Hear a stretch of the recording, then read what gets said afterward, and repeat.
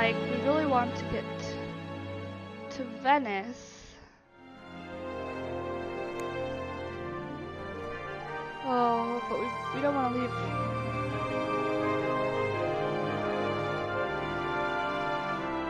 Just yet, because we want to sell that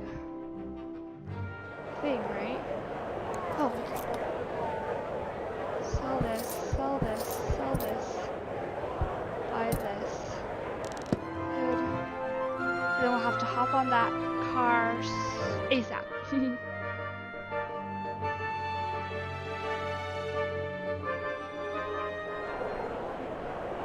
Oh, that's strange. What happened?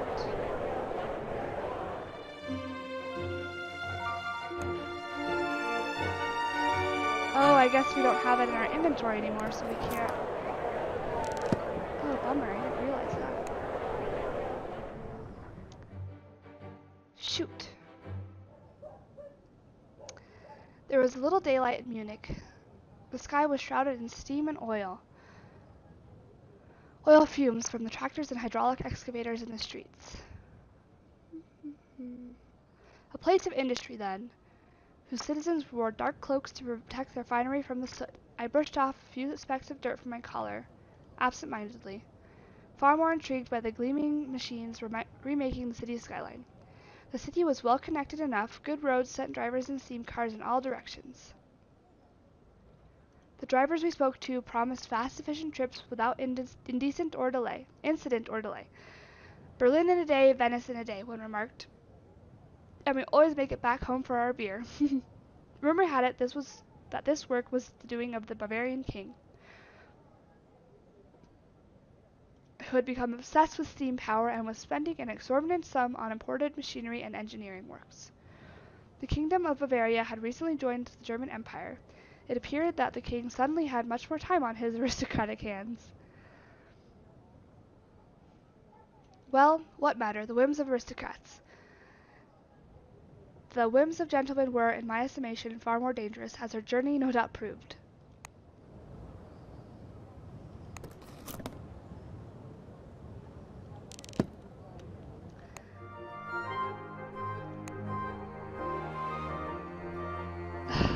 I'm so bummed about that. Oh well. I don't think we're gonna make it in 30 days. But, you know, you never know. As expected, my accent was a problem in Munich, to the point where even our mild-mannered concierge went so far as to spill a mug of coffee into my lap. Oh. I endured the insult with dignity. Later, Monsieur Fogg congratulated me on my forbearance, declaring simply, quietly, "Good show." Alright, let's get out of here.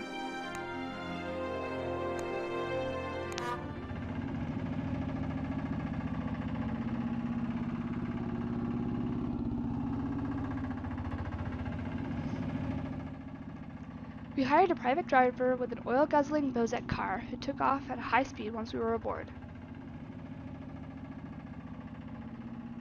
I did not believe it would make the long journey through the mountains, but the driver, a native of Munich, was entirely confident in true Germanic fashion, and Monsieur Fogg, in turn, was entirely confident with that.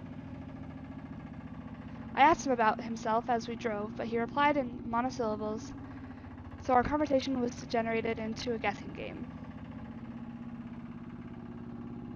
Was he married? Yes, his wife was called Hilda.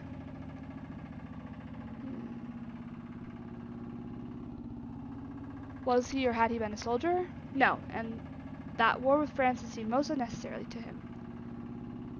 Had he designed the car himself? No, it was Bozek designed by Bozek, of course. I exhausted him. We fell silent, but the sputtering and spurting of the engine as it exploded rhythmically behind us. I'm at your service, Monsieur Fogg. Why, my dear Passepartout. We have barely begun. I've heard they sink their dead in the canals, you know. You might be interested that you can pick up beautifully made music boxes in Vienna that will sell for a fortune in Italia.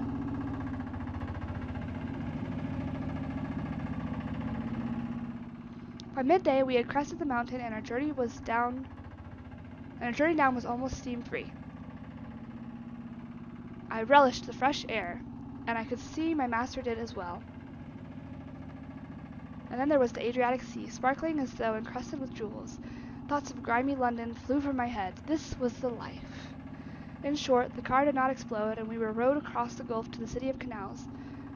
The lamps were being lit, and we lost ourselves in the narrow, winding alleys, enjoying the smells of grilling fish and red wine, the sparkle of glass from the shop windows. This was a pretty place we had arrived in indeed. Alright, I'm gonna land, see if we can get to Dubrovnik. Departs tomorrow before 1. Alright, that's fine. That gives us time to check out the market. Carnival. We're gonna go through Antalya.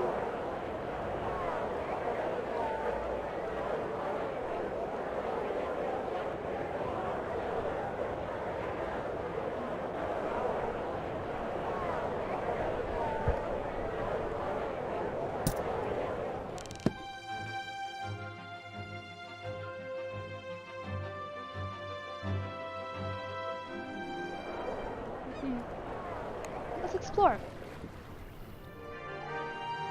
Oh, mine. Oh, I wonder if we could get all the way to Athens. I was waiting my turn at a gondola rank near the Rialto Bridge when a gondolier from across the street, oh my gosh, across the canal waved frantically to catch my attention. Monsieur, I will take you.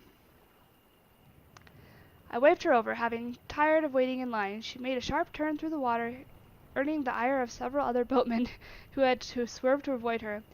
Fiammetta! The booking agent who ran the rank shook his fist in her direction. Leave my customers alone! You deserve no customers, Zorzi. I don't know what accent that was. Fiammetta shouted back, raising her oar in defiance. Those creatures of yours are not gondoliers. They know nothing of the soul of Venice. I did not understand her meaning.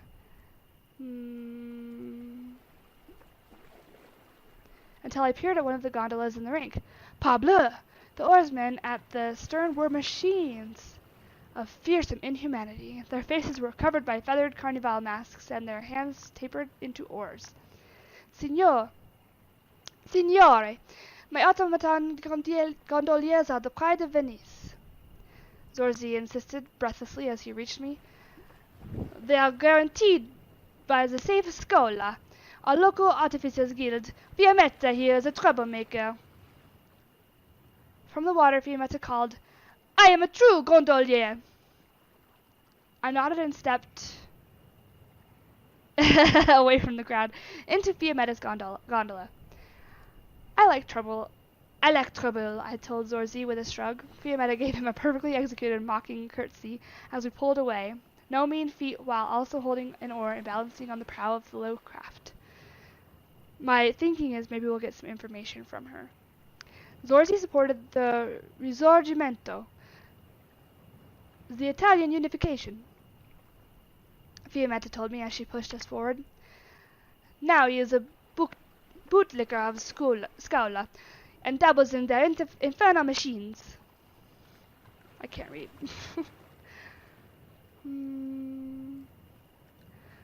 Why do you hate automata? I asked curiously. I do not hate them. I fear them. They are soulless. The Pope has declared them abominations, and yet they roam the streets and canals of Venice.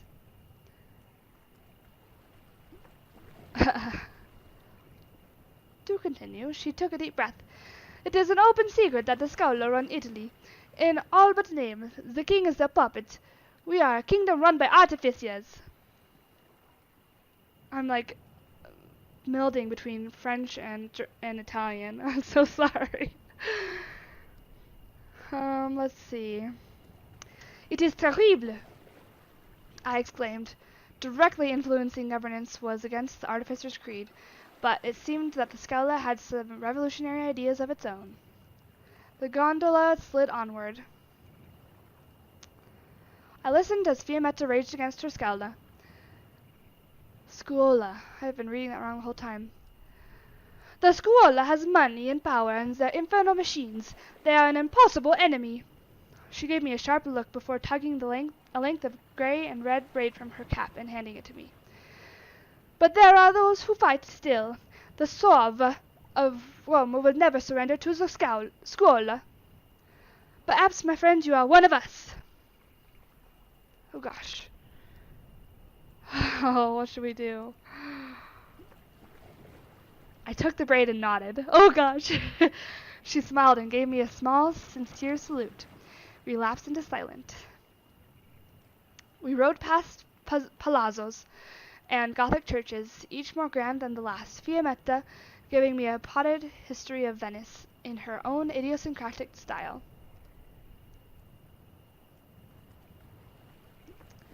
It was a pleasant enough way to spend an afternoon, though it was uncomfortably close to traveling. Alright,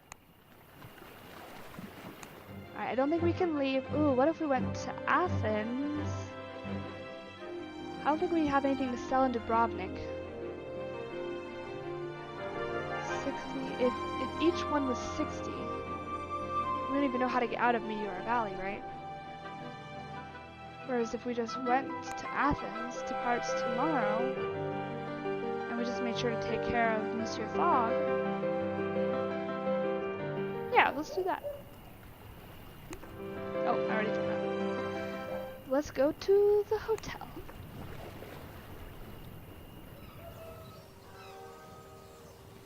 Get our health up before we leave. I was walking along a canal side in Venice when I found myself in the midst of a group of revelers. They wore a fabulous array of masks, some beak-nosed, other brightly feathered, and even some spun of fine glittering wire. I bowed in greeting and gave them such a surprise that one tripped, turned, and then tumbled into the canal. Her friends seemed drunkenly unconcerned and fell about in appealing laughter, as the women cursed and thrashed in the dark water. I dove to the rescue, reaching her in a few strokes. Zut alors! The water was cold! She kicked and fought as I hauled her to a nearby flight of steps.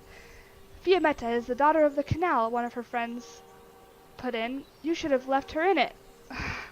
Oh, did we just rescue Fiammetta? Another drunken youth agreed. It's the only time she bathes. Ouch. Fiammetta coughed and choked as I hauled her from the water. It was indeed the same Fiammetta I had encountered in the canals earlier. It was clear she recognized me as well. My good friend, she exclaimed.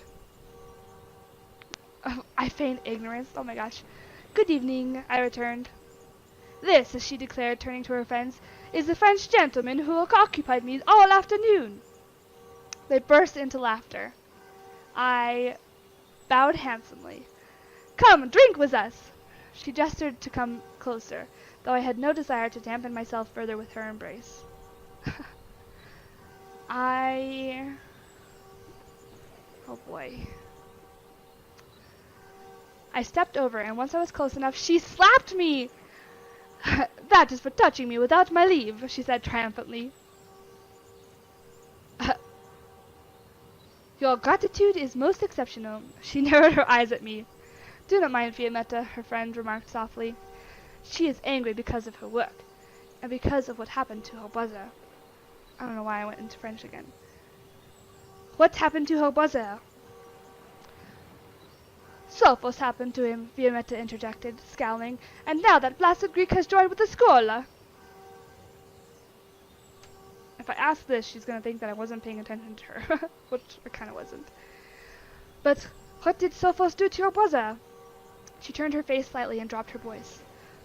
I do not want to talk about it. She spat into the canal.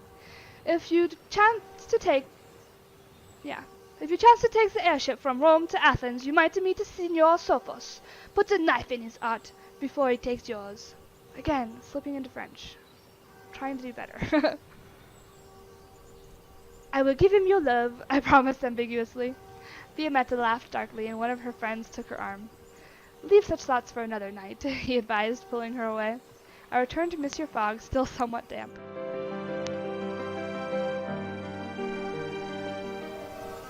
Alright, part 100. Let's just go. Alright.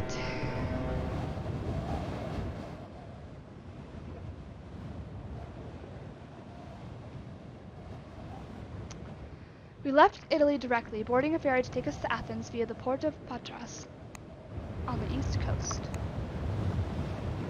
What is your wish, master? Passepartout, you have my undivided attention. How are you feeling, monsieur? I'm in roaring health, but we must make haste.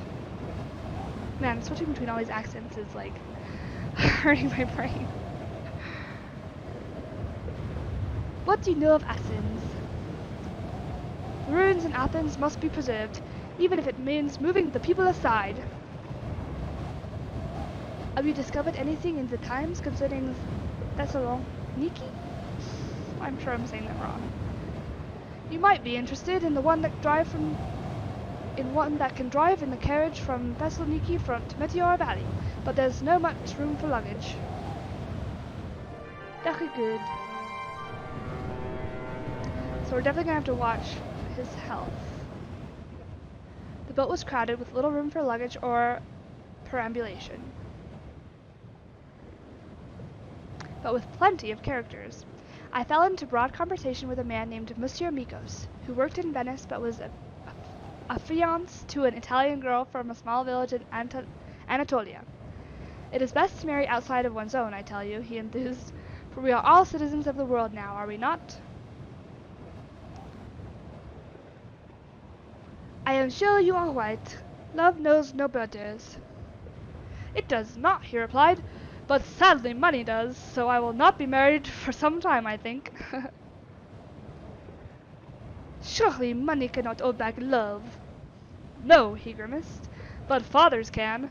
Fathers are very good at getting in the way of love. My advice to you, sir, is this. Should you meet someone on your journey, ensure first that they have an amicable father, or better yet, no father at all.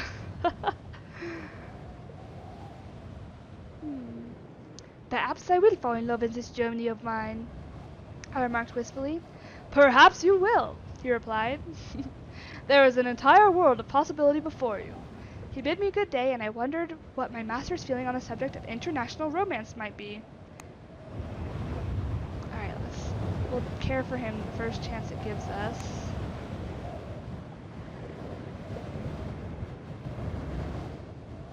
The ferry plowed on through the sun-dappled waters. I spent my time abroad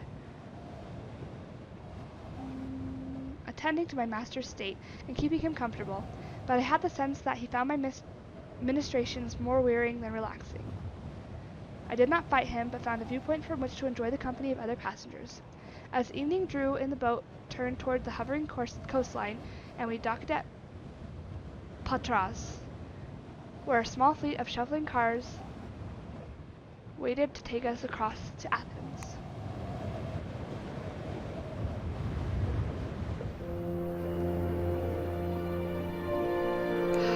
Okay.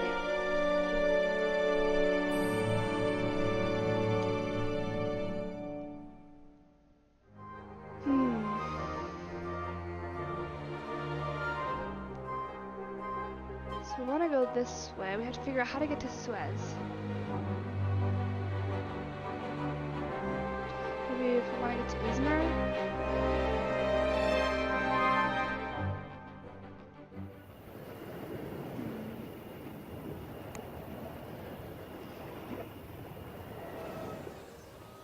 My master was not, as a rule, particularly interested in the fabulous locales and exotic cities we journeyed through.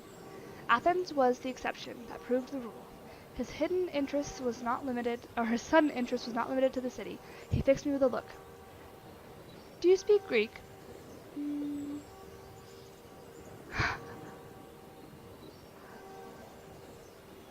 I had spent a glorious summer with a Greek contortionist who could do the most elegant arabesque penché. Mais oui, monsieur! I smiled sharply, repeating a few of the phrases taught to me by my paramour. Monsieur Fogg blushed vermilion. That Passepartout, he cleared his throat, is a very specialized vocabulary. Oh la la! Despite my master's grasp of ancient Greek, the demotic variant more commonly spoken in the streets eluded him. We were reduced to asking for directions through a combination of mime, moi, opposite quotations from Homer, my master, and half-remembered flattery, moi encore. We picked our way through the labyrinthine streets of the Plaka and up to the Acropolis. I watched Mr. Fogg as he looked upon the Parthenon's magnificent columns. Though his lips did not so much as twitch, he looked for a brief moment joyous. I knew it! I knew that under that icy exterior an Englishman's reserve lurked a soul. It was impossible to feign such joy. As we stood admiring the architecture, I was rudely knocked into by a small man with thick glasses. My hand flew to my wallet to ensure it was still there, but it was. The man blushed red at my gesture. My apologies, he murmured.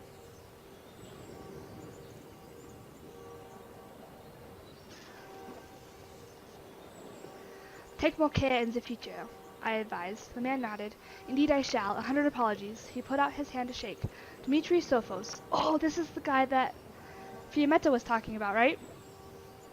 I'm the owner of a modest shipping freight company based here. I blinked in surprise. Was this the man the drunken Fiammetta had been so angry about? He seemed thoroughly harmless to me. Then perhaps you can help us. We are going around the world. Sophos smiled and began to recite the routes and timing of his company. The one of most interest was about sailing to Cairo, which was leaving the next day. Cairo. Hold on, now I've got to think. Where are we? Cairo is south. We want to keep going east.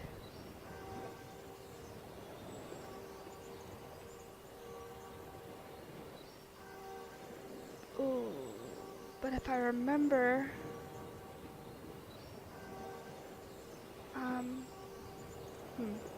I don't want to be locked into doing that, just in case.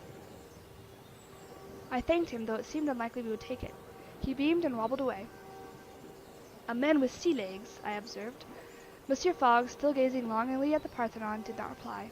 I doubt he noted a word of the entire exchange. Oh, but now we can go from Athens to Alexandria. Yes, I guess it's southeast. Let's do it. I didn't check the market, which I probably should have, but we're okay with funds for now. We found our way to Sophos' ferry terminal in good time and waved a greeting to the owner, who was visiting to inspect his fleet. Passepartout! He cried cheerfully. You will join me and drink some Retsina? Monsieur Fogg lifted an eyebrow but said nothing. I don't know what Retsina is.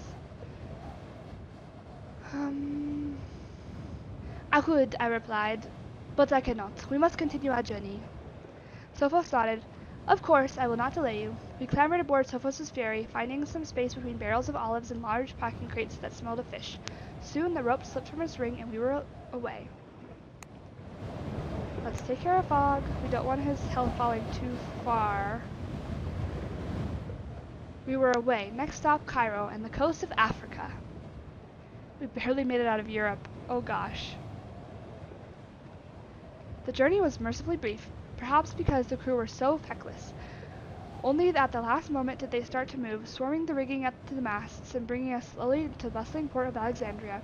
As we came ashore, I gasped at the sight of the towering lighthouse that blazed a beacon of incredible golden light across the valley. I had never seen such a structure. Clearly something was afoot in this town. The sailors gestured for us to follow. Yeah, let's go all the way to Cairo. From the port, it was a short carriage ride to Cairo, and we arrived in good time. Now if we can just get over to Suez. Oh, maybe we should sell our pocket altimeter here. We'll have to explore in the morning.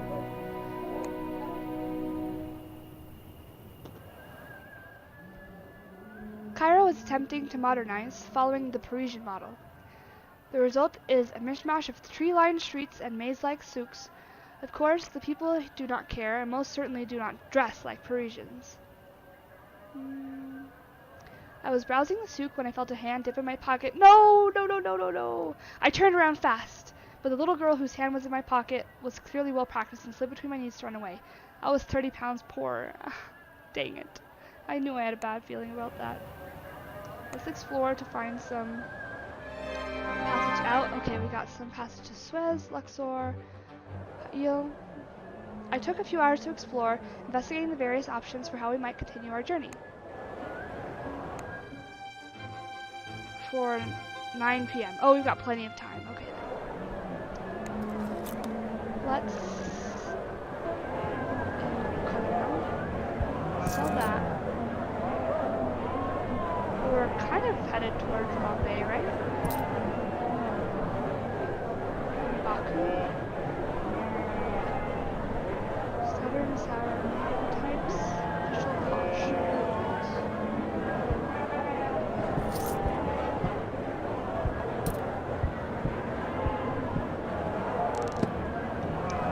Alright, let's depart for Suez.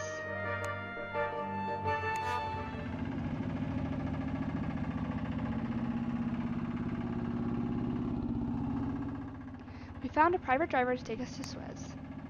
The journey was quick enough, the roads here in Egypt are surprisingly well maintained, and the car itself ran efficiently. I asked the driver how she kept it so well, and she smiled with pleasure at the compliment. There are many artificers here in Egypt, she replied. There always have been, of course. The guild was founded on the banks of the Nile. Is that so? She nodded. But of course! What do you suppose papyrus was invented for, but to draw blueprints? She took her eyes from the road a moment to look at me, then she shook her head and returned her attention to some extremely nimble driving. I was hoping I might be able to take a little bit care of Passenger Hill.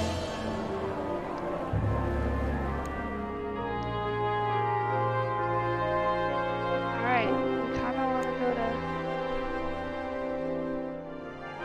Jeddah, right? Or are we going all the way to Bombay? How much is it? That's not too bad. Tomorrow at 2 p.m. Alright. Where are we? Let's go to the market real quick. Let's get this. Seafarer, Desert Traveler, Heavy Storm.